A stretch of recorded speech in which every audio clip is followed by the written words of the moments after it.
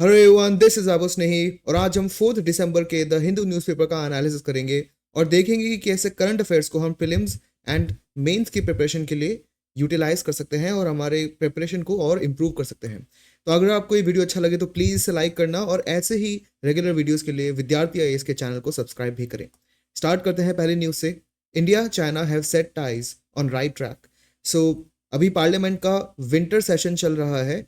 उसके अंदर जो इंडिया के फॉरेन मिनिस्टर हैं उन्होंने एक स्टेटमेंट दी है कि ओवरऑल जो इंडिया चाइना के बीच में रिलेशनशिप है वो धीरे धीरे इम्प्रूव हो रही है। एक्चुअली हुआ ये था कि 2020 के अराउंड इंडिया और चाइना मल्टीपल फ्रंट्स पे बहुत ज़्यादा एंगेजमेंट कर रहे थे। उनके बहुत सारे सोल्जर्स आपस में लड़ भी रहे थे एंड फिजिकल वायलेंस भी वहाँ पे हुआ है। एंड इसके कारण जो टाइज थे पिछले 4-5 साल में वो अच्छे नहीं थे, इनफैक्ट बहुत ही ज़्यादा लो पर आ चुके थे। बट इस साल ब्रिक्स की जो समिट होती है और उसके पहले भी एक दो बार जब दोनों कंट्रीज़ के डेलीगेशंस मिलते हैं तो वो डिसाइड करते हैं कि क्यों ना हम डिसएंगेजमेंट की तरफ बढ़ें और जितने भी फ्रिक्शन पॉइंट्स हैं लद्दाख के अंदर स्पेशली जो लद्दाख का रीजन है, ये जो लद्दाख का रीजन है ये पूरा, यहाँ पे ये एक पर्टिकुलर लाइन जा रही है जिसे आप बोल सकते हो लाइन ऑफ एक्चुअल कंट्रोल। ठीक है, ये क्या है? LAC, which is line of actual control. ये वो लाइन है जो इंडिया वाला जो लद्दाख है उसको चाइना ऑक्यूपाइड लद्दाख से अलग करता है। तो यहाँ पे मल्टीपल पॉइंट्स हैं ऑल ओवर दिस LAC, जहाँ पर इंडिया और चाइनीज़ सोल्जर्स आपस में एक दूसरे के सामने रहते हैं। ऐसे ही कुछ पॉइंट्स पे लड़ाइयाँ भी हो जाती हैं, उसको ही फ्रिक्शन पॉइंट्स बोला जाता है। यहीं पे दिप्सांग, जेमचौक, गलवान वैली, हॉट स्प्रिंग्स, ये सारे एरिया इसी रीजन में लाई करते हैं। तो यहाँ पे जो दो सबसे बड़े फ्रिक्शन पॉइंट्स थे, दिप्सांग और देमचौक, वहाँ से रिट्रीटमेंट चालू हो चुका है और वहाँ से डिसंगेजमेंट चालू हो चुका है। अगर आपको मैप पर देखना भी है तो आप देख सकते हो, यहाँ पे जो है गलवान वैली है, उसके नीचे हॉट स्प्रिंग्स है, ये पूरा रीजन लद्दाख है और ये एक लाइन ऑफ एक्चुअल कंट्रोल जा रही है। तो जो दो फ्रिक्शन पॉइंट्स थे देमचौक और देपसांग, वो इसी LAC पर लोकेटेड है। ये आपको पता होना चाहिए, इन पे क्वेश्चंस बनते हैं प्रीलिम्स में ज्योग्राफी बेस्ड। वैसे भी पहले बहुत सारे द हिंदू न्यूज़पेपर एनालिसिस में मैं ये डिटेल्स आपको बता चुका हूँ।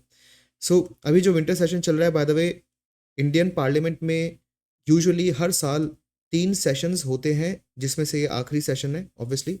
लेकिन एक चीज़ आपको ध्यान रखनी है कि कॉन्स्टिट्यूशन में नहीं लिखा है कि हमें 3 सेशन करने हैं। कॉन्स्टिट्यूशन में बस एक ये लाइन लिखी है कि पार्लियामेंट में जब 2 सेशन हो तो उनके बीच में 6 महीने से ज़्यादा गैप नहीं होना चाहिए, बस इतना सा लिखा है। लेकिन हमारा कन्वेंशन ये है कि हम कंट्री के अंदर पार्लियामेंट में 3 सेशन करते हैं, ये आपको ध्यान रखना है। ठीक है। सो ये जो डिसएंगेजमेंट है, ये 2020 के जो एबनॉर्मल रिलेशंस हो चुके थे उसके बाद अब एक बहुत बड़ा स्टेप है, जहाँ पे पीपल्स लिबरेशन आर्मी, जो कि चाइना की आर्मी का नाम है, और इंडियन आर्मी दोनों डिसएंगेज कर रही है और दूर दूर जा रही है। वो पेट्रोलिंग भी करेंगी बॉर्डर की, लेकिन साथ में नहीं करेगी, एक के बाद एक करेगी, जिससे फ्रिक्शन पॉसिबली ना हो। तो ये डिटेल्स आपको ध्यान रखनी है, इन पे क्वेश्चंस बनते हैं, दैट इज वाई मैंने आपको यहाँ पे एक्सप्लेन करा है। स्टार्ट करते हैं अगली news. Give 6 churches to orthodox factions, SC directs Jacobites. So ये काफ़ी इंटरेस्टिंग न्यूज़ है। सिविल सर्विसेज के पॉइंट्स ऑफ व्यू से आपको ये पता होना चाहिए कि ये डिफरेंट फैक्शंस कौन कौन से हैं इंडिया के अंदर। इस पे प्रीलिम्स में क्वेश्चन आने के चांसेस कम हैं, लेकिन ऐसे क्वेश्चंस आए हैं। दूसरी चीज़, क्योंकि ये न्यूज़ में है चीज़, तो इंटरव्यू में आपसे डायरेक्टली पूछ लेंगे इन फैक्शंस के बारे में, तो आपको पता होना चाहिए यहाँ पे हो क्या रहा है। देखो, इंडिया में जो क्रिश्चियनिटी है, बहुत सारे लोग इस चीज़ को मानते हैं कि 52nd AD में ही 52nd AD में ही केरला में क्रिश्चियनिटी आ चुकी थी। और एक क्रिश्चियनिटी के टीचर थे, मिशनरी थे, जिनको अपोस्टल भी बोला जाता है, वो इंडिया में आए और वो क्रिश्चियनिटी केरला में लाए थे 52nd AD के अंदर। ठीक है। तो इतने टाइम से ये ट्रेडिशन इंडिया में चल रहा है। फाइन। सो जब वो इंडिया में आए तो वहाँ पे एक चर्च बना, और ये जो चर्च, एक चर्च बना जो सारे चर्चेस का सेंट्रल चर्च होता है। तो ये जो ट्रेडिशन है इसको मलंकारा चर्च ट्रेडिशन बोला गया इन जनरल। फाइन। सो जो अभी अगर आप केरला में जाओगे और पूछोगे कि सबसे मेन चर्च कौन सा है, वैसे अभी तो डिफरेंट फैक्शंस बन चुके हैं, बट मैं इन जनरल बता रहा हूँ। अगर आप आज से मान लेते 400 साल पहले आप केरला जाते और पूछते कि अच्छा केरला में इतने सारे चर्चेज हैं, बताओ इन सब में से मेन चर्च कौन सा है, तो वो बोलते मलंकारा चर्च, ठीक है। और मलंकारा चर्च से पूछते कि भाई आपका ओरिजिन कहाँ से, आप इसको मानते हो, तो बोलेंगे कि भाई देखो, जो थॉमस अपोस्टल थे वो 52 कॉमन एरा में या 52 एडी में इंडिया आए थे और वो क्रिश्चियनिटी लाए थे केरला के अंदर। एंड तब से ही यहाँ पे एक छोटा चर्च था जो चलते चलते बड़ा होता गया। जो भी मॉडर्न चर्च है वो माना जाता है 1600s के अराउंड बना है, बट ऑब्वियसली ये जो ट्रेडिशन है क्रिश्चियनिटी का, इसे माना जाता है कि 52nd एडी से ही चल रहा है। और उसको मालंकारा चर्च या मालंकारा चर्च ट्रेडिशन इंडिया में इस नाम से जाना जाता था, ठीक है। इतना था। अब हुआ क्या, हुआ ये कि यहाँ पे एक सेंट्रल चर्च है और पूरे केरला में बहुत सारे छोटे छोटे चर्चेज हैं, और वो सारे जो छोटे चर्चेज हैं वो इस सेंट्रल चर्च को फॉलो करते थे, ये आपको पता होना चाहिए।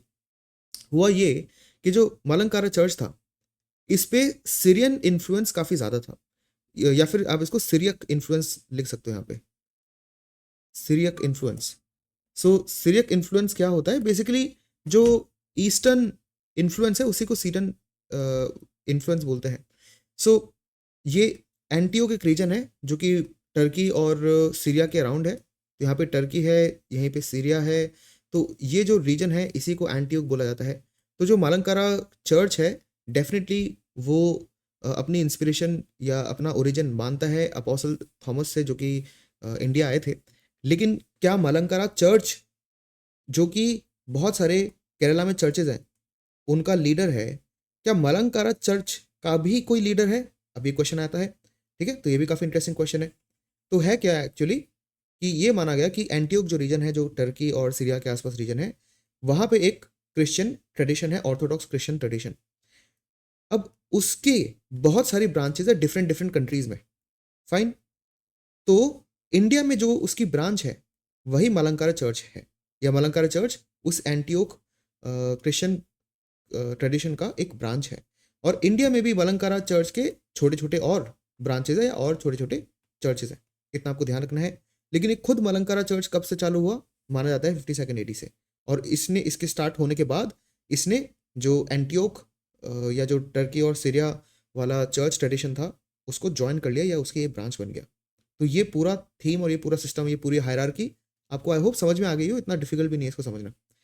फिर हुआ क्या, हुआ ये कि पोर्चुगीज आते हैं 16th सेंचुरी के अराउंड, और वो इस पूरा ये जो इंडिया में जो पूरा मलंकारा चर्च है, इसके बहुत सारे छोटे छोटे चर्चेस हैं, और ये जो पूरा सिस्टम है ये एक इंडियन सिस्टम है जो कि फॉलो करता है एंटियोक सिस्टम को, जो कि टर्की और सीरिया के अराउंड है।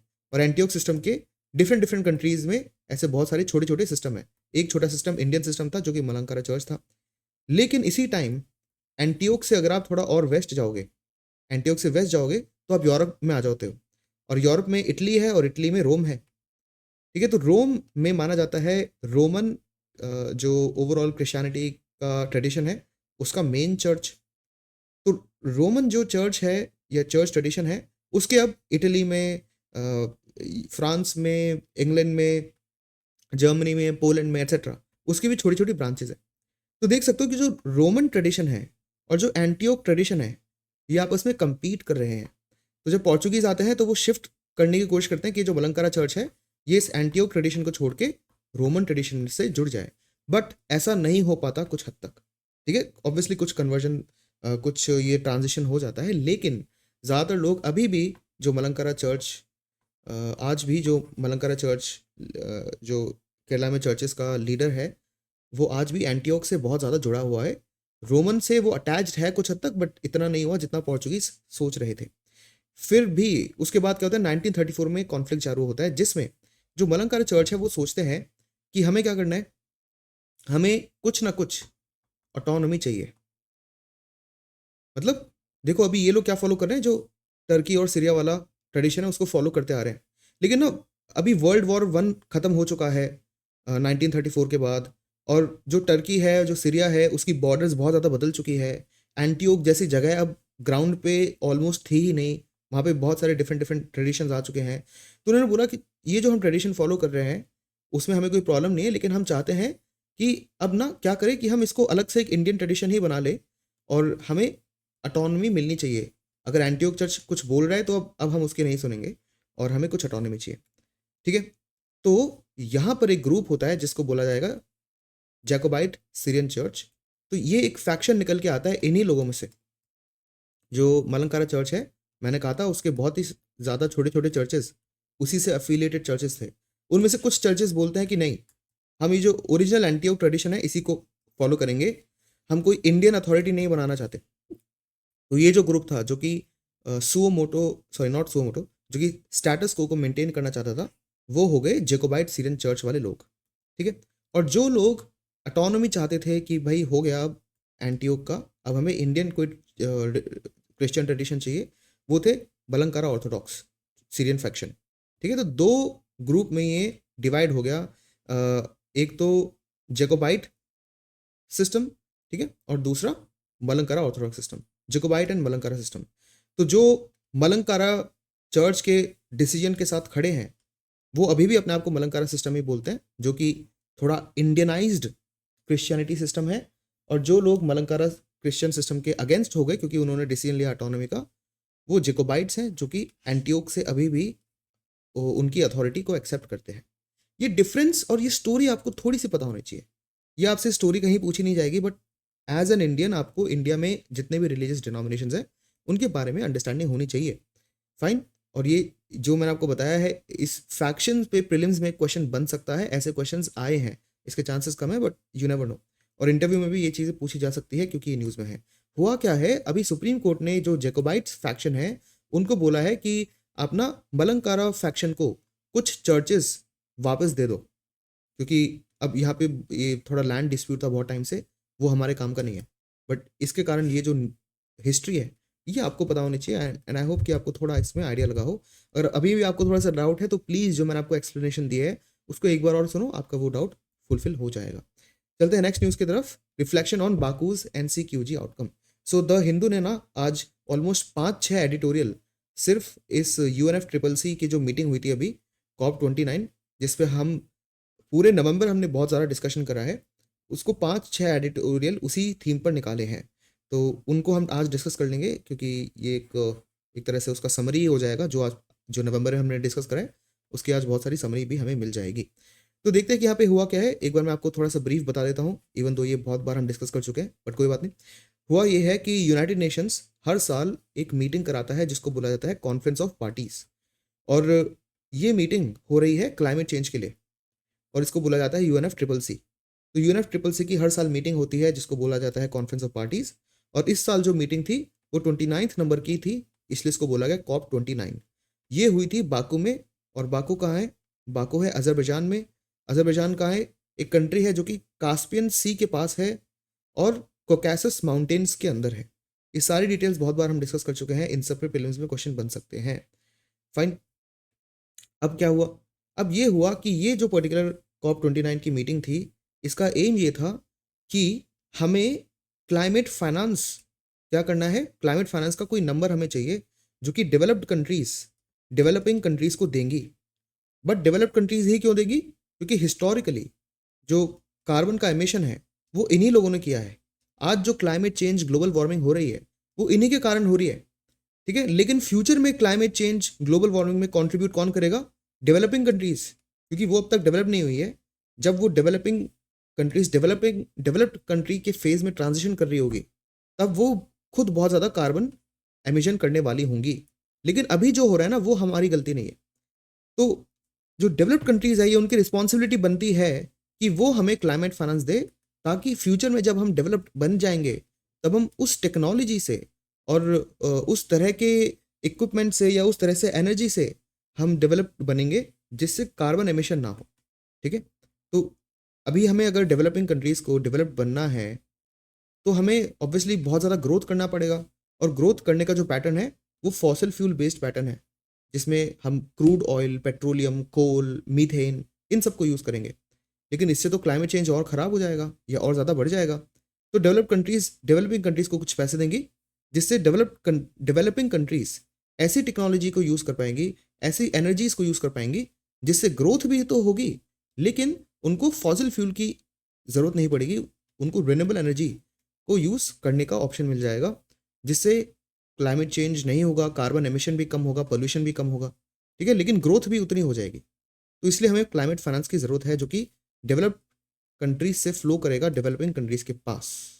अब क्वेश्चन आता है कितना चाहिए हमें पैसा, पैसा हमें कितना चाहिए था।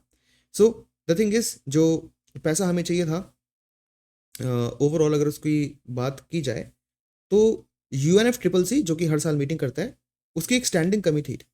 उसकी स्टैंडिंग कमेटी ने बोला कि हर साल 5 से 7 ट्रिलियन डॉलर्स ट्रांसफर करने पड़ेंगे डेवलप्ड कंट्रीज को डेवलपिंग कंट्रीज के लिए। कितने? 5 से 7 ट्रिलियन डॉलर। 5 ट्रिलियन डॉलर कितना होता है? ये बिलियन डॉलर है बाय द वे, ये होता है ट्रिलियन डॉलर। ठीक है, 5 से 7 ट्रिलियन डॉलर ये ट्रांसफर करना होगा। ये किसका एस्टिमेट है? ये एस्टिमेट है UNFCCC का। और वो भी उन्होंने बोला कि जो 98 कंट्रीज है डेवलपिंग कंट्रीज, उनकी सिर्फ आधी नीड्स मीट होगी इससे, है ना। तो ये डेटा आपके लिए काफी इंपॉर्टेंट है मेंस में लिखने के लिए कि यूनाइटेड नेशन जो framework convention on climate change है, उसका एस्टिमेट है कि भाई डेवलपिंग कंट्रीज को हर साल 5 से 7 ट्रिलियन डॉलर देने होंगे। फिर भी डेवलपिंग कंट्रीज ने क्या बोला? डेवलपिंग कंट्रीज ने COP29 के अंदर इससे भी बहुत ही कम डिमांड रखी, 1.3 ट्रिलियन डॉलर की। ठीक है, 5 से भी बहुत कम, 1.3 ट्रिलियन डॉलर बोला उन्होंने। चलो आप 5 से 7 ट्रिलियन डॉलर तो मत दो, कम से कम 1.3 ट्रिलियन डॉलर तो दे दो हर साल। लेकिन डेवलप्ड कंट्रीज ने क्या करा? डेवलप्ड कंट्रीज ने बोला हम मैक्सिमम 300 बिलियन डॉलर ही दे पाएंगे। तो मतलब ये नंबर लिखने से ना आइडिया आ जाता है कि क्या बात चल रही है। इतने रुपीस देने थे, सॉरी इतने डॉलर्स देने थे। हमने कितने मांगे? डेवलप कंट्रीज ने इतने, और हमें मिल कितने रहे हैं? इतने।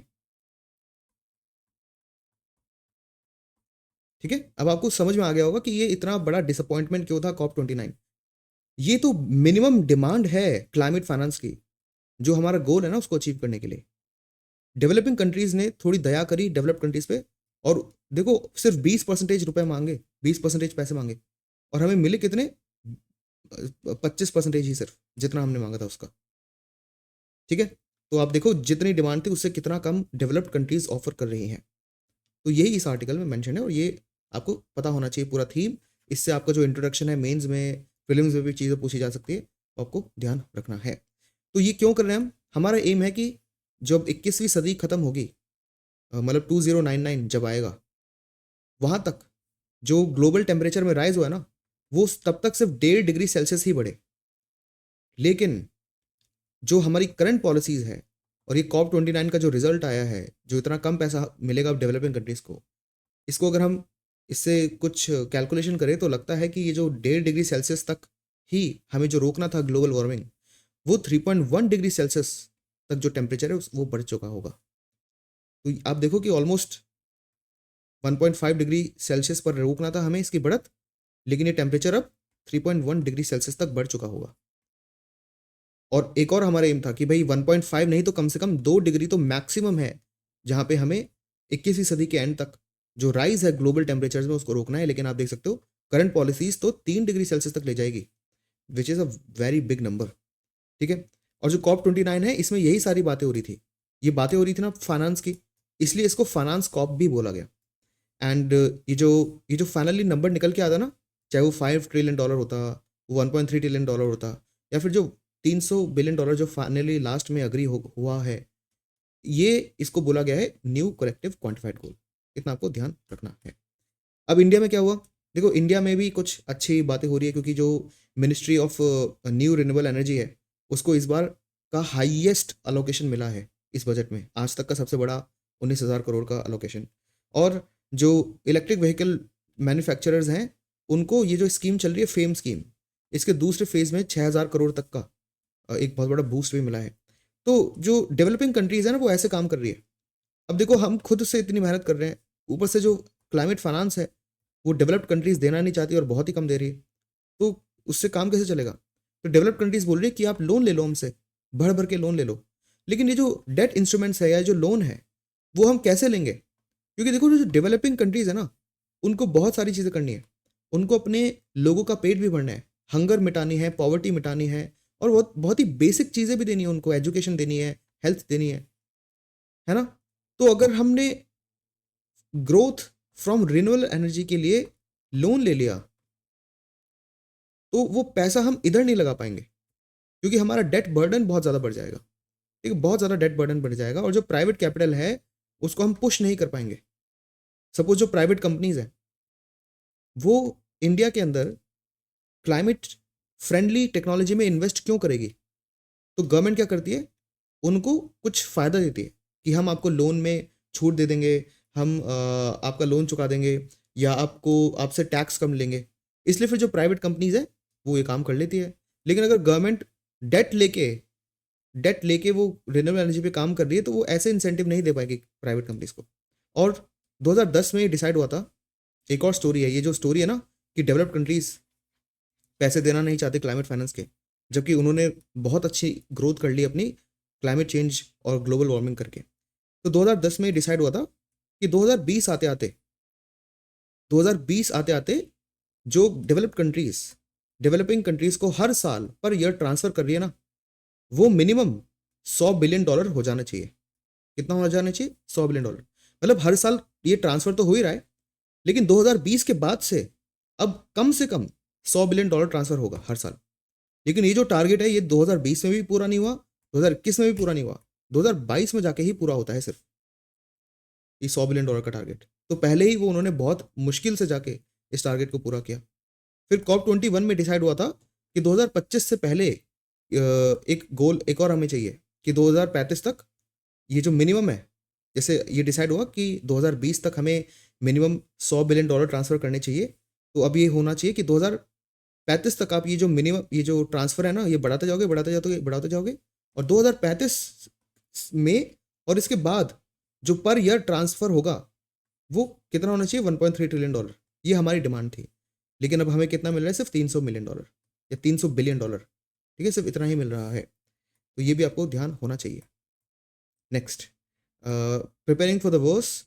सो यहाँ पे जो अभी साइक्लोन फेंगल आया है उसके कारण बहुत ही ज़्यादा अनएक्सपेक्टेड डिस्ट्रक्शन तमिलनाडु में और पौंडीचेरी में और उसके आसपास वाले जो रीजन्स है वहाँ पे देखने को मिला है। तो मतलब जो क्लाइमेट चेंज है और जो ग्लोबल वार्मिंग है उसका एक यहाँ पे इम्पैक्ट देखने को मिला है। मैं आपको बहुत बार बता चुका हूँ कि क्लाइमेट चेंज और ग्लोबल वार्मिंग के बहुत सारे रिजल्ट्स होते हैं। जो सबसे ऑब्वियस रिजल्ट होते हैं वो दो हैं। एक तो वेदर पैटर्न एक्सट्रीम हो जाना, और एक वेदर पैटर्न इरेटिक हो जाना। इरेटिक वेदर पैटर्न कहाँ है? क्या है कि जहाँ पे बारिश होती थी वहाँ पे सूखा पड़ जाएगा, और जहाँ पे सूखा पड़ता था वहाँ पे बारिश हो जाएगी। तो ये होता है इरेटिक वेदर पैटर्न। दूसरा क्या फीचर है क्लाइमेट चेंज या ग्लोबल वार्मिंग का? Extreme weather events. Extreme weather events, जहाँ पे बारिश होती थी वहाँ पे बाढ़ आ गई, और जहाँ पे थोड़ा सा सूखा था मतलब बहुत कम बारिश होती थी वहाँ पे बिल्कुल बारिश हुई ही नहीं, मतलब बहुत ज़्यादा ही सूखा वहाँ पे पड़ गया। ये हो गया एक्सट्रीम वेदर इवेंट्स। और जो अभी साइक्लोन फेगल है ये एक्सट्रीम वेदर इवेंट्स का एक बहुत बड़ा एग्जाम्पल है कि भाई साइक्लोन तो आ रहा है फाइन, लेकिन इतनी तेजी से आया वो, ये एक्सट्रीम इवेंट हो गया एक, है ना, जो कि क्लाइमेट चेंज या ग्लोबल वार्मिंग का एक बहुत बड़ा एविडेंस है। फाइन। और डेवास्टेशन बहुत ज़्यादा हुआ, यहाँ पे लैंडस्लाइड भी आ गई उसके कारण, एग्रीकल्चर की जो क्रॉप्स है उसको डैमेज हुआ, इंफ्रास्ट्रक्चर को भी बहुत डैमेज हुआ। एक रिवर्स थी जो साउथ तमिलनाडु में वो काफ़ी ड्राई रहती थी, वहाँ पे बहुत ज़्यादा फ्लो होने लगा और बहुत ज़्यादा बाढ़ भी वहाँ पे आ गई। ठीक है, तो ये आपको ध्यान रखना है। उसके अलावा जो 2022 में जो इंडियन मेट्रोलॉजिकल डिपार्टमेंट है उसने बोला था कि अराउंड 4 साइक्लोनिक डिस्टर्बेंसेस हमें देखने को मिल रहे हैं हर नॉर्थ ईस्ट मानसून के अंदर, और ये चारों जितने भी साइक्लोनिक डिस्टर्बेंसेस आ रहे हैं ये बहुत ही ज़्यादा बड़े हैं। ठीक है, तो जो अभी हम इंडिया में क्या चल रहा है, जो जून जुलाई का महीना होता है तब इंडिया में साउथ वेस्ट मानसून चल रहा है। साउथ वेस्ट मतलब इंडिया में ये मानसून साउथ वेस्ट डायरेक्शन से आ रहा है, इसलिए उसको साउथ वेस्ट मानसून बोला जाता है। ये पूरे इंडिया में आता है, बारिश करता है, और अब अक्टूबर नवंबर के बाद ये जो हवाएं हैं इनका डायरेक्शन बदल जाता है। इनका डायरेक्शन बदल रहा है, अभी इस डायरेक्शन में फ्लो कर रही हैं, और क्योंकि यहाँ पे नॉर्थ ईस्ट है इसलिए इस डायरेक्शन के मानसून को नॉर्थ ईस्ट मानसून बोला जाता है। तो जब ये साउथ वेस्ट मानसून आता है ना तब तमिलनाडु वगैरह में बारिश इतनी नहीं करता, क्योंकि वहाँ पे कोई ऐसी ऑब्स्टिकल नहीं है जो कि इस नॉर्थ ईस्ट मानसून जो कि इस साउथ वेस्ट मानसून को रोक दे, या फिर इसके बादलों को वहाँ पे ट्रैप कर दे, और फिर ये बादल वहाँ पे ट्रैप हो जाएंगे तो वहीं पे बारिश हो जाएगी। लेकिन ये जो बादल है ना ये तमिलनाडु से सीधे ऊपर निकल जाते हैं और वहाँ पे रुकते नहीं है, तो वहाँ पे बारिश ही नहीं हो पाती। लेकिन नॉर्थ ईस्ट मानसून जो है वो बारिश करके जाता है तमिलनाडु और इंडिया के जो ईस्टर्न कोस्ट है वहाँ पे। लेकिन ये देखा गया कि जब ये नॉर्थ ईस्ट मानसून चल रहा है तब यहाँ पे जो साइक्लोनिक डिस्टर्बेंस है वो कम से कम 4 हो चुके हैं और ये नंबर काफ़ी ज़्यादा है। ये नंबर आपको ध्यान रखना है मेंस के लिए। तो ये कॉन्सेप्ट आपको पता होना चाहिए था। इस आर्टिकल के अंदर कुछ स्टेप्स भी लिखे हैं फ्यूचर में इन चीज़ों को रोकने के लिए। एक तो उन्होंने बोला है कि जो बंड्स हैं उनको इम्प्रूव करा जाए। 2 चीज़ें बताता हूँ मैं आपको कि हो क्या रहा है कि जो जब बारिश बहुत तेज़ आ रही है, साइक्लोन में क्या होता है, हवा तेज़ चलती है और बारिश बहुत तेज़ हो जाती है। तो जो नॉर्मल नदियाँ हैं, वो आस-पास वाले इलाके में जाने लग जाती है क्योंकि नदियों में पानी ना ओवरफ्लो हो जाता है।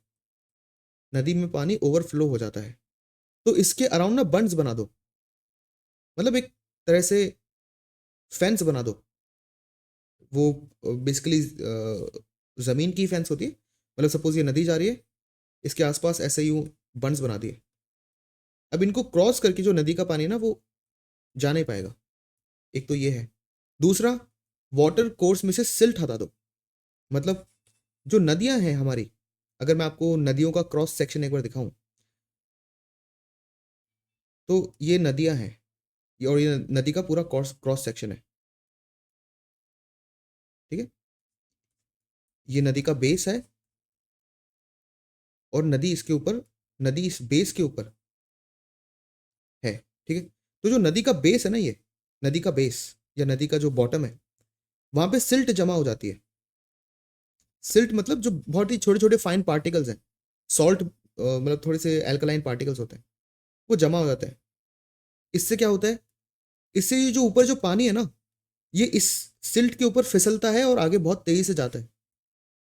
अगर यहाँ पे सिल्ट नहीं होती तो क्या होता? अगर यहाँ पे सिल्ट नहीं होती, तो यहाँ पे जो नदी के बॉटम पे जो सॉइल के पार्टिकल्स है ना, वो पानी को होल्ड कर लेते थोड़ा और उससे 2 फ़ायदे होते। एक तो पानी की आगे जाने की स्पीड कम होती। दूसरी चीज़, अगर वो यहाँ पे जो सॉइल के पार्टिकल्स हैं, वो ऊपर वाले जो पानी है उसको थोड़ा-सा होल्ड करके रख रहे हैं, तो उससे जो पानी है ना थोड़ा-सा धीरे चलेगा और धीरे चलने से उसके चांसेस कि वो अंडरग्राउंड में चले जाए वो बढ़ जाएँगे। क्योंकि अगर ये सतह है और उसके ऊपर से पानी बहुत तेज़ी से भाग रहा है, तो वो नीचे अंडरग्राउंड वाटर का जो एक्वाफायर है ना उसको रिचार्ज नहीं करेगा। लेकिन अगर ये जो पानी है बहुत धीरे-धीरे जा रहा है, तो इसके चांसेस ज़्यादा हैं कि वो नीचे भी चले जाए थोड़ा। और इससे क्या होता है, जो अंडरग्राउंड एक्वाफर होता है, जो ग्राउंड वाटर है ना, वो रिचार्ज भी हो जाता है। तो इसके 2 फ़ायदे हैं और इससे फ्लडिंग के चांसेस कम हो जाते हैं। तो एक तो ये है। दूसरा, जो एनक्रोचमेंट है वाटर बॉडीज़ का वो भी रोको। अब ये क्यों चाहिए? होता क्या है वाटर बॉडीज़ मतलब कि बड़ी-बड़ी जो अर्बन सिटीज़ हैं वहाँ पे बहुत बड़े-बड़े जो तालाब है ना, उनके ऊपर उनको पूरा ख़त्म करके उसके ऊपर बस्तियाँ बना दी जाती है, जहाँ पे लोग रहने लग जाते हैं। लेकिन होना क्या चाहिए, अगर बाढ़ आए, तो बाढ़ का जो पानी है ना वो इन तालाबों में इकट्ठा हो जाता है। अगेन तालाबों में पानी इकट्ठा हो जाता है तो वो कहीं जाता नहीं है कुछ टाइम तक तो एटलीस्ट, तो वो नीचे चले आता है ज़मीन के। तो उससे 2 चीज़ें होती हैं, एक तो जब पानी यहाँ पे इकट्ठा हो गया तो वो आगे नहीं जा पाएगा, तो आगे बाढ़ नहीं होगी और ये जो पानी है अंडरग्राउंड वाटर को रिचार्ज भी कर देगा। लेकिन अगर यहाँ पे बिल्डिंग बन गई और ये तालाब है ही नहीं, तो ये पानी रुकता नहीं है, फिर पानी बिल्डिंग्स में ही अर्बन फ्लड बन के बह जाता है। और फिर obviously long term sustainable solutions पे ज़्यादा फोकस करना है रेदर देन कि अभी बाढ़ आ रही है तो अभी तो हमने बहुत मेहनत कर ली, लेकिन फ्यूचर में ना आए उसके लिए नहीं सोचा। ऐसा नहीं होना चाहिए। Then rethinking representation of meaningful COP. जैसे मैंने आपको बताया था कि आज द हिंदू में कॉप 29 पे बहुत सारे आर्टिकल्स आए हैं और एडिटोरियल्स आए हैं। उनमें से ये एक है। तो इसमें बात क्या कही जा रही है कि जो जो लोग कॉप 29 में या फ्यूचर में जो कॉप 30 में, जैसे अब अगले साल जो होने वाली है, उसमें जो लोग बात करने आएंगे और अपना पक्ष रखने आएंगे, अपना रिप्रेजेंटेशन देने आएंगे, वो सिर्फ ह्यूमंस ना हो, वहाँ पे एनिमल्स के बिहाफ पे भी कोई बोले, वहाँ पे ट्रीज के बिहाफ पे भी कोई बोले। ठीक है, तो ये काफ़ी एक इंटरेस्टिंग चीज़ वो बोल रहे हैं। तो इसमें से बस यही चीज़ आपको देखनी है, क्योंकि वो बोल रहे हैं कि देखो कॉप 29 में बहुत सारा फ्रस्ट्रेशन हो रहा है। क्यों? ये तो मैंने भी आपको बताया है कि जो जितना क्लाइमेट फाइनेंस प्रॉमिस किया गया था उतना मिला नहीं। सिर्फ $300 बिलियन अब ये टारगेट है कि $300 बिलियन 2035 तक वो प्रोवाइड करेंगे। इस लाइन का क्या मतलब है कि अभी जो प्रोवाइड करा जा रहा है ना डेवलप कंट्रीज़ के द्वारा डेवलपिंग कंट्रीज़ को, वो अराउंड $100 बिलियन है। फिर बढ़ेगा वो, कभी बढ़ते-बढ़ते वो कुछ सालों में $200 बिलियन हो जाएगा और बढ़ते-बढ़ते वो 2035 में $300 बिलियन हो जाएगा कम से कम। ये आपको ध्यान रखना है, ठीक है? तो ये सारी चीज़ें, लेकिन ये जो ऑथर है ये बोल रहे हैं कि देखो 2015 में जब पेरिस में COP21 हुई थी, तब एक इनोवेटिव चीज़ करी गई थी। वहाँ पे ना 200 स्टूडेंट्स को बुलाया गया और वहाँ पे उनको रोल प्ले कराया गया। मतलब एक तरह से एक मॉक डिस्कशन हुआ। स्टूडेंट्स को बुलाया और उन्होंने डिस्कशन किया। इससे क्या है, एक सिमुलेशन बन गई और ये पता चला कि भाई यूएस क्या बोलने वाला है, इंडिया क्या बोलने वाला है, चाइना क्या बोलेगा, और जो ऑयल प्रोड्यूसिंग कंपनीज है जैसे ज़्यादातर जो मिडिल ईस्टर्न कंट्रीज़ हैं वो क्या बोलेंगी, उनका क्या पक्ष होगा। तो यहाँ पे जो डिबेट होगी ना, वो एक तरह से ये बता सकते हैं कि फ्यूचर में डिबेट कैसे होने वाली है। तो इस ऐसे मॉक एक्सपेरिमेंट्स करने से फ़ायदा यही होता है। तो इसको कॉप सिमुलेशन बोला गया एक तरह से। अब फ्यूचर में क्या बोला जा रहा है, ऐसे ही इन्हीं एक्सपेरिमेंट्स को जारी रखना चाहिए और जो नॉन ह्यूमन एंटिटीज़ हैं जैसे एनिमल्स, ट्रीज, प्लांट्स, फॉरेस्ट, या फिर जो ओवरऑल एक्वाकल्चर है, जो एक्वाटिक फ्लोरा एंड फौना है, एनवायरनमेंट हो गया, एटमोसफियर हो गया, इन सब के रिप्रेजेंटेटिव्स भी यहाँ पे होने चाहिए। ठीक है, तो नॉन ह्यूमंस का गवर्नेंस में रोल्स बढ़ना चाहिए। काफ़ी इंपॉर्टेंट कीवर्ड है by the way, role of non humans in governance. ये आप कहीं भी यूज़ कर सकते हो। कोई मतलब इंडिया में फॉरेस्ट का ऊपर भी क्वेश्चन आ रहा है और आपसे पूछा गया कि इंडिया में जो फॉरेस्ट की हालत है उसको कैसे इंप्रूव करना है, तो ये काफ़ी अच्छा कीवर्ड है जो आप लिख सकते हो। ठीक है, हमें पता है कि जैसे इक्वाडोर, न्यूजीलैंड, इंडिया, यहाँ पे कोर्ट ने जो एनवायरनमेंट है ना उसको लीगल एंटिटी बना दिया है या लीगल एजेंसी उसकी आइडेंटिफाई की है। जैसे उत्तराखंड का जो हाई कोर्ट था उसने बोला कि जो गंगा है वो एक लीगल एंटिटी है। मतलब फ्यूचर में जब भी कोई केस होगा एनवायरनमेंट से रिलेटेड, तो गंगा को एक स्टेक होल्डर माना जाएगा। उससे क्या है कि उनकी उसकी बात भी सुनी जाएगी। ऑब्वियसली अब जो इसके कोई ना कोई रिप्रेजेंटेटिव्स होते हैं, कुछ रिप्रेजेंटेटिव्स ग्रुप होंगे जो इनकी बात सुनेंगे, जो पूरा गंगा रिवर इकोसिस्टम है उसको कैसे अच्छा रखना है वो रिप्रेजेंटेटिव्स बताएंगे, लेकिन उनकी बात एज अ लीगल एंटिटी सुनी जाएगी। ऐसा नहीं कि भाई कम्युनिटी में से बस कोई रैंडम लोग बोल रहे हैं, नहीं, उनको प्रॉपर रिप्रेजेंटेशन दी जाएगी। फाइन। तो फ्यूचर में जो COP29 है वो उसमें तो खैर अब हो गया, लेकिन जो COP30 ब्राज़ील में बेलेम में होने वाली है, वहाँ पे इन चीज़ों को ध्यान रखा जाए और उनको इंटरेस्ट बियरर्स या फिर स्टेक होल्डर्स जैसे ट्रीट करा जाए। तो ये बात है। तो ये भी आपको ध्यान रखना है। ये प्रीलिम्स में क्वेश्चन पूछा जा सकता है कि अगली COP30 कहाँ होने वाली है, तो वो होगी बेलेम में, ब्राज़ील के अंदर। फाइन, चलते हैं नेक्स्ट न्यूज़ में। अगेन ये भी कुछ और आर्टिकल्स हैं जो कि COP29 फोकस्ड ही हैं। ये वही बातें कह रहे हैं जो अब तक हमने डिस्कस कर ली है, और इनमें से 2-3 डिफरेंट बातें हैं वो मैंने यहाँ पे मेंशन करी है। ऑब्वियसली ये हम देख चुके हैं कि एक डेडलॉक बना हुआ है बातों के अंदर कि कैसे फ्यूचर में जो कॉन्फ्रेंस ऑफ पार्टीज़ है उसका फ्यूचर का जो ट्रैक है वो कैसे होगा और वो कैसे मैनेज होना चाहिए। और अभी लेकिन ये प्रॉब्लम्स आ रही है क्योंकि जो वर्ल्ड में जो डेवलप्ड कंट्रीज़ हैं वो बहुत ज़्यादा फॉसिल फ्यूल्स पर रिलायंट है अभी फ़िलहाल। तो जो उनके नेट ज़ीरो होने के प्लान्स हैं वो काफ़ी स्लोली आ रहे हैं। नेट ज़ीरो का क्या मतलब होता है, एक कंट्री एक साल में कितना कार्बन एमिट कर रही है, ठीक है, ये उसका कार्बन एमिशन हो जाता है। लेकिन ये जो कंट्री है वो कार्बन एमिशन तो कर रही है, लेकिन क्या उसी टाइम पे वो कुछ कार्बन को कैप्चर भी कर रही है या कुछ कार्बन को स्टोर भी कर पा रही है। ठीक है, तो मतलब एक कंट्री ने 100 टन कार्बन एमिट करा और 100 टन कार्बन कैप्चर भी कर लिया, तो टोटल क्या आ गया, जीरो। इसको बोलते हैं नेट जीरो। लेकिन ये होगा कैसे, सपोज एक कंट्री है जो, तो इसमें दो चीज़ करनी पड़ेगी। एक तो जो कंट्री अपना कार्बन एमिशन कर रही है उसको बहुत कम कर दो। मतलब आज वो मान लेते हैं 300 टन कार्बन एमिट कर रही है, तो कुछ सालों बाद वो इसको कम करके 100 टन ले आएगी। ठीक है, और उस कंट्री के अंदर जितने पेड़ हैं, अब क्योंकि पेड़ जो है वो कार्बन कैप्चर करते हैं, क्योंकि पेड़ क्या करते हैं, CO2 को ब्रीद इन करते हैं। तो जो पेड़ हैं, जो वेटलैंड्स हैं, जो एक्वाटिक फौना है, इसका नंबर आपको बढ़ाना है। और कुछ ऐसी टेक्निक्स होती है जिससे आप डायरेक्टली एनवायरमेंट में से कार्बन को कैप्चर कर सकते हो। इन सबको बढ़ाओगे तो क्या होगा, जो कार्बन कैप्चर का नंबर है, सपोज अभी मान लेते हैं सिर्फ 10 टन कार्बन कैप्चर हो पा रहा है इन सारी चीज़ों को कंबाइन करके, इसको हमें बढ़ाना है 100 टन तक। और जो भी हमारा 300 टन कार्बन एमिशन है उसको लाना है 100 टन तक, मतलब उसको भी कम करना है। तो उन दोनों को सब्ट्रैक्ट करेंगे तो आंसर जीरो आ जाएगा। इसी को बोला जाता है नेट जीरो। ठीक है, तो इंडिया का टारगेट क्या है, इंडिया का टारगेट है कि हमें 2070 तक पूरी जो इंडिया की इकोनॉमी है वो नेट जीरो हो जाएगी।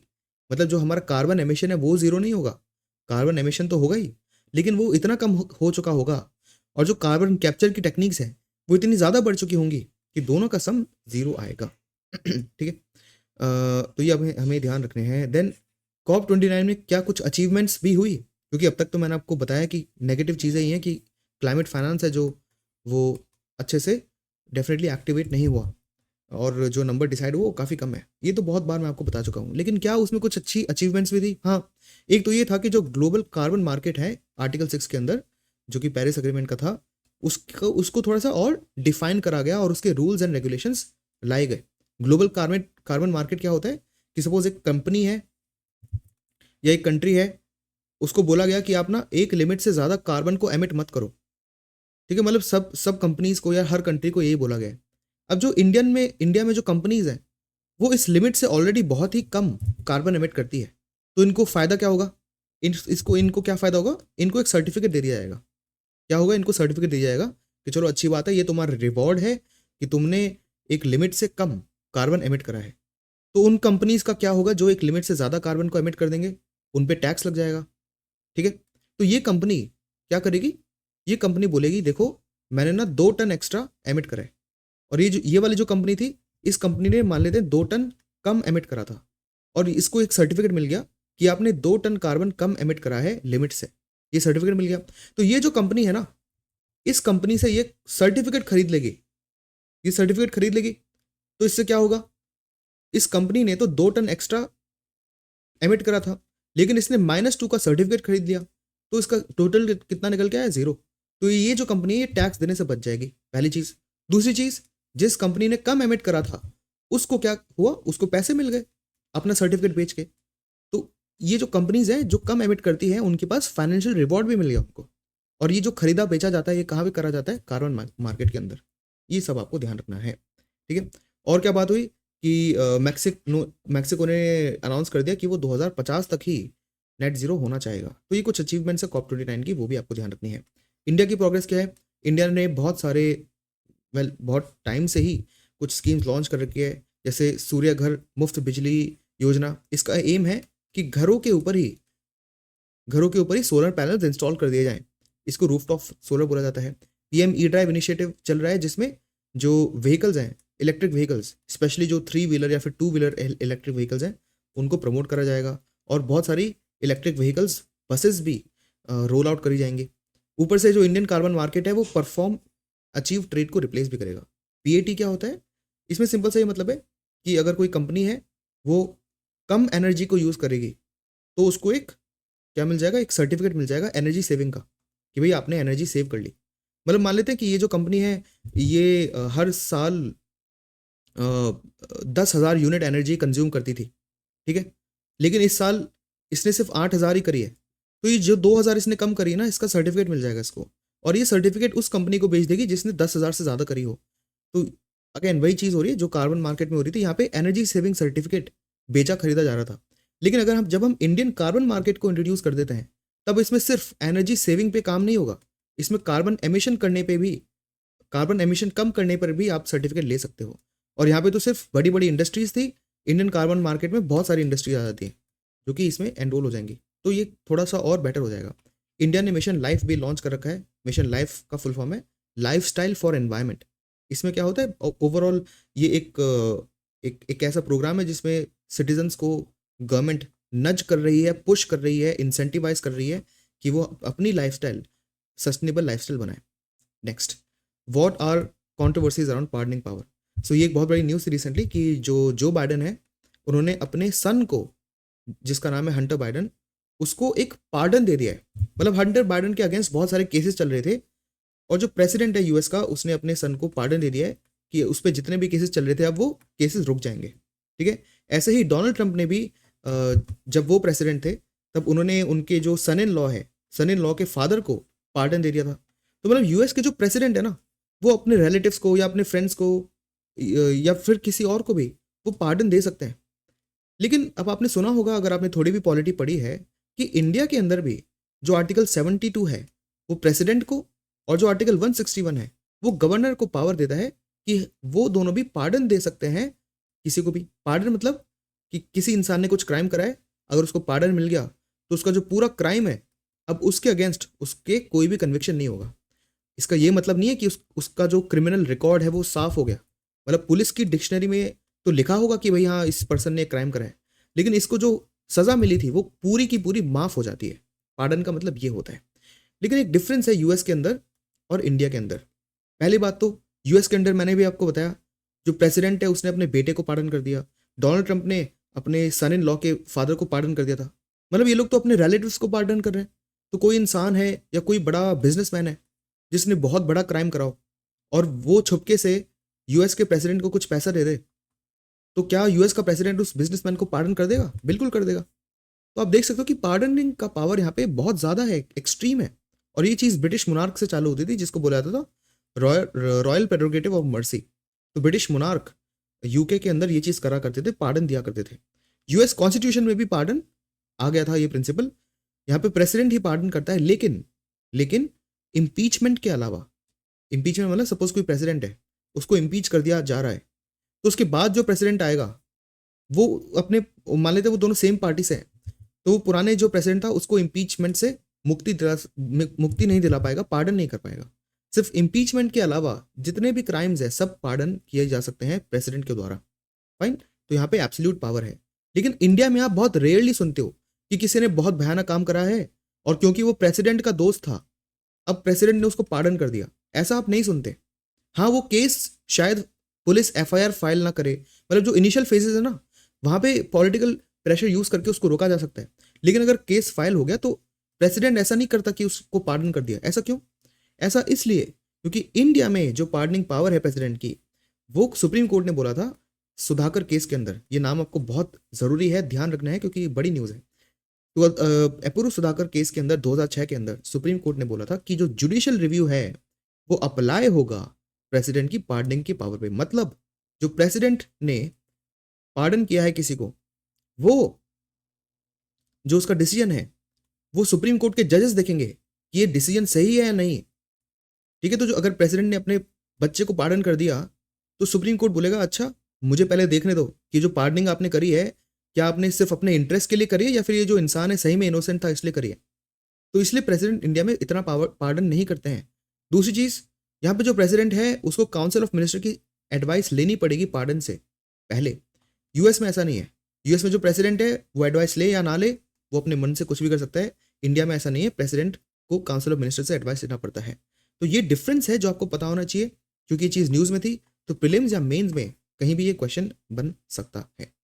फाइन, चलते हैं नेक्स्ट न्यूज में। ये एक न्यूज है, इसमें बस यही आपको पता होना चाहिए कि MH-60R, पहले तो ये क्या है, ये है हेलीकॉप्टर। ये कहाँ से आ रहे हैं? ये आ रहे हैं यूएस से। बस इतनी न्यूज आपको ध्यान रखनी है। Next, on world wildlife day making a clarion call to protect India's critically endangered species. तो इस पर्टिकुलर आर्टिकल में कुछ डेटा मेंशन है जो काफ़ी इंपॉर्टेंट है। एक्चुअली क्या है, जो GS1 में ज्योग्राफी है, GS3 में एनवायरमेंट है और साइंस एंड टेक भी है, तो वहाँ पे ना ऐसे बायोडाइवर्सिटी से रिलेटेड क्वेश्चन आ जाते हैं। तब आपके पास ये डेटा होना चाहिए लिखने के लिए। और ये चीज़ प्रीलिम्स में भी पूछी जा सकती है डायरेक्टली फैक्ट में। तो देखते हैं क्या क्या इंपॉर्टेंट डेटा यहाँ पे मेंशन है। एक तो इंडिया का जो लैंड एरिया है ना, वो टोटल वर्ल्ड के लैंड एरिया का सिर्फ 2.4% है। इंपॉर्टेंट। लेकिन फिर भी इंडिया में जो स्पीशीज हैं डिफरेंट टाइप्स की, वो पूरे वर्ल्ड की 7 to 8% है। मतलब हमारा लैंड एरिया तो सिर्फ 2.4% है पूरे वर्ल्ड का, लेकिन हमारे पास जो स्पीशीज है ना नंबर उसका, वो 7.8% है। 7 से 8% है पूरे वर्ल्ड का। और इंडिया में 10 बायोजोग्राफिक जोन्स है। बायोजोग्राफिक जोन्स होता है कि जहाँ पे बायोलॉजी जोग्राफी के अकॉर्डिंग बदलती रहती है। तो ऐसे 10 जोन्स हैं, ये भी आपको ध्यान रखना है। ठीक है। और इंडिया के अंदर 4 बायोडाइवर्सिटी हॉटस्पॉट्स भी हैं। पूरे वर्ल्ड में 34 बायोडाइवर्सिटी हॉटस्पॉट्स होते हैं। तो बायोडाइवर्सिटी हॉटस्पॉट क्या होता है? ये एक ऐसी जगह है जहाँ पे स्पीशी बहुत ज़्यादा रिच है। मतलब स्पीशीज की जो बायोडाइवर्सिटी है वो बहुत ज़्यादा रिच है, बहुत ही ज़्यादा बायोडाइवर्स एक रीजन है, लेकिन वो बहुत ज़्यादा थ्रेटन्ड है। उसके जो बायोडाइवर्सिटी में कमी है वो बहुत तेज़ी से आ रही है, उसको बोला जाता है बायोडाइवर्सिटी हॉटस्पॉट। तो जो ऊपर आपने 2 फैक्ट्स पढ़े ना, इससे तो आपको लग रहा है कि भाई इंडिया तो बायोडाइवर्सिटी के लिए और स्पीशीज के लिए बहुत अच्छी जगह है। नहीं, ये बताते हैं कि हाँ इंडिया में इतनी ज़्यादा रिचनेस है स्पीशीज की, लेकिन अगर इंडिया में 4 बायोडाइवर्सिटी हॉटस्पॉट है तो ये अच्छी बात नहीं है। बायोडाइवर्सिटी हॉटस्पॉट का होने का मतलब ही है कि एक ऐसी जगह है जहाँ पे स्पीशीज बहुत ज़्यादा रिच हो, लेकिन उसको बहुत ज़्यादा खतरा हो। तो ये बायोडाइवर्सिटी हॉटस्पॉट्स होते हैं जो इंडिया में 4 हैं। हिमालयाज, एक इंडो बर्मा सिस्टम जो कि नॉर्थ ईस्ट में है, वेस्टर्न घाट्स वाला सिस्टम, और सुंडालैंड ये भी उसी साइड आ जाता है जो कि नॉर्थ ईस्ट साइड आ जाता है। फाइन। और एक्चुअली स्पेशली ये अंडमान एंड निकोबार आइलैंड साथ आ जाता है, सुंदरबन। फाइन। और तो और इंडिया में 73 क्रिटिकली एंडेंजर्ड स्पीशीज भी है 2022 तक। और बाय द वे 2022 का डेटा हमारे पास नहीं है, हमारे पास मतलब इंडिया के पास ही नहीं है। तो अगर पिछला जो सबसे लेटेस्ट डेटा है उसके अकॉर्डिंग इंडिया में 73 क्रिटिकल एंडेंजर्ड स्पीशीज हैं। तो उसमें आपको क्या पता चला कि एक तो इंडिया में बायोडाइवर्सिटी बहुत ज़्यादा है, लेकिन हमारे यहाँ पे जो थ्रेटेंड स्पीशीज है वो भी बहुत ज़्यादा है। तो हमारी रिस्पॉन्सिबिलिटी बन जाती है उन सबको प्रोटेक्ट करना। तो आज के लिए हम इतना ही, मिलते हैं नेक्स्ट न्यूज़ एनालिसिस में, and have a good day.